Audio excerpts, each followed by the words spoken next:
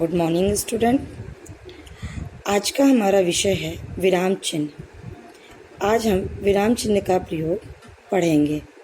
इस विराम चिन्ह को पढ़ने से पहले हम एक छोटी सी कहानी पढ़ते हैं। दुबई शहर अपनी ऊंची ऊंची इमारतों के अलावा रेगिस्तान में होने वाली ऊँटों की दौड़ के लिए भी प्रसिद्ध है। यहाँ ऊँट दौड़ हो रही है। शेख अपने अपने ऊँटों को आगे निकलने के लिए प्रोत्साहित कर रहे हैं। शाबाश, और तेजी से, रुको मत, आगे बढ़ो। इसमें हम देखते हैं इस कहानी को पढ़ते समय किसी भी वाक्य में का स्पष्ट अर्थ पता नहीं चला, इसलिए हम दोबारा विराम चिन्हों का प्रयोग करके एक छोटी सी कहानी फिर से पढ़ेंगे। दुबई शहर अपनी ऊंची ऊंची इमारतों के अलावा रेगिस्तान में होने वाली ऊँटों की दौड़ के लिए भी प्रसिद्ध है। यहाँ ऊँट दौड़ हो रही है। शेख अपने अपने ऊँटों को आगे निकलने के लिए प्रोत्साहित कर रहे हैं। शाबाश, और तेजी से, रुको मत, आगे बढ़ो। लिखते समय जो रंगीन चिन्हों के प्रयोग किए गए हैं उनसे वाक्य स्पष्ट रूप से समझ आ रहे हैं। विशेष चिन्ह ही विराम चिन्ह कहलाते हैं।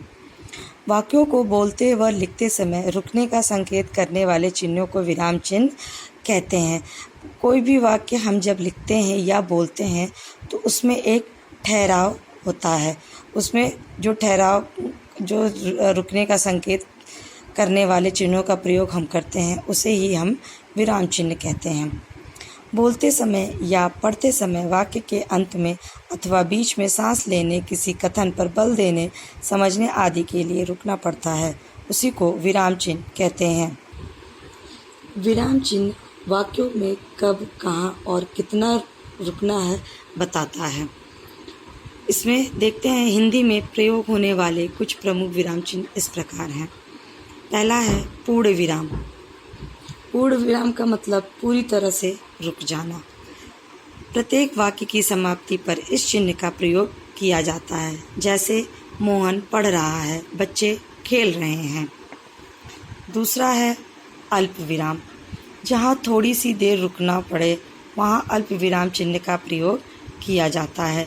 एक जैसे शब्दों को अलग करने के लिए भी इसका प्रयोग करते हैं। जैसे नदी, पहाड़, खेत, हवा, या इससे संबंधित और भी उदाहरण। जैसे अगर हम बाज़ार गए, सब्जी वाले को हम सब्जी बताते हैं कि हमें कौन कौन सी सब्जियां लेनी है, आलू, भिंडी, बैंगन, तो इसमें एक ठहराव आता है। दूसरा, राम, सीता और लक्ष्मण जंगल गए। तीसरा चिन्ह अर्धविराम।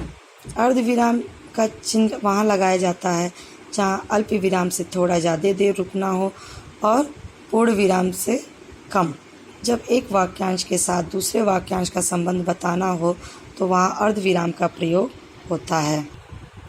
जैसे यह घड़ी ज़्यादा दिनों तक नहीं चलेगी, यह बहुत सस्ती है, किसान गेहूँ उगाता है, गेहूँ से आटा बनता है।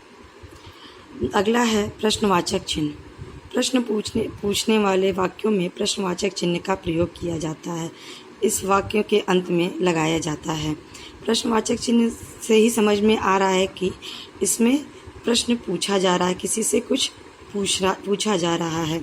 जैसे आप कब आए, क्या हम मैच जीतेंगे, या अन्य उदाहरण है कि आप कहाँ जा रहे हैं, आप क्या कर रहे हैं। तो इन सब शब्दों के बाद हम प्रश्नवाचक चिन्हों का प्रयोग करते हैं। पांचवा, इकहरा उद्धरण चिन्ह। इस चिन्ह का प्रयोग किसी विशेष अक्षर, शब्द या व्यक्ति या वस्तु का नाम लिखने के लिए किया जाता है। जैसे गोदान मुंशी प्रेमचंद का मशहूर उपन्यास है। इसमें हम गोदान विशेष नाम है जिसको हम इकहरा उद्धरण चिन्ह में लिखेंगे। छठा, दोहरा उद्धरण चिन्ह।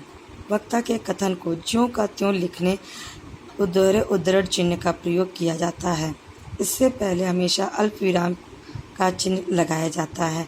जैसे सुभाष चंद्र बोस ने कहा, तुम मुझे खून दो, मैं तुम्हें आज़ादी दूंगा।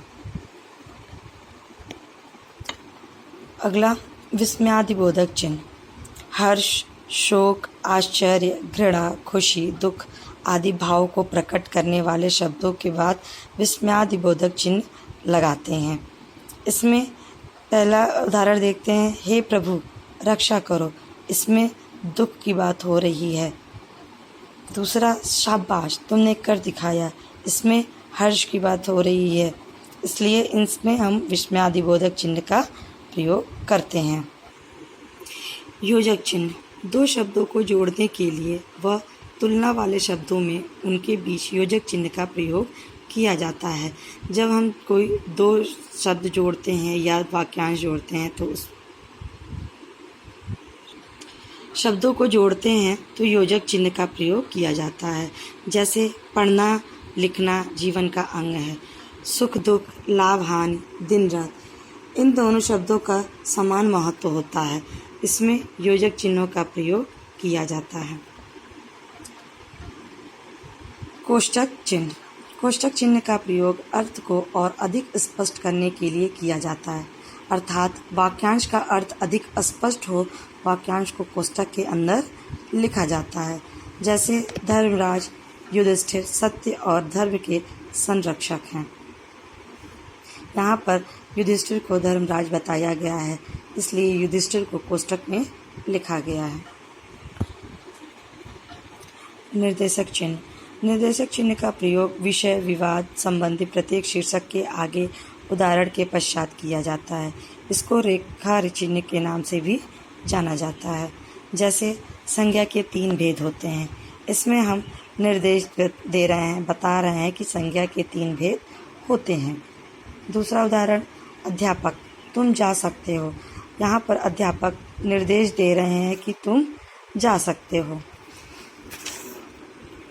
लाघव चिन्ह, शब्दों का संक्षिप्त छोटा रूप लिखने के लिए लाघव चिन्ह का प्रयोग करते हैं।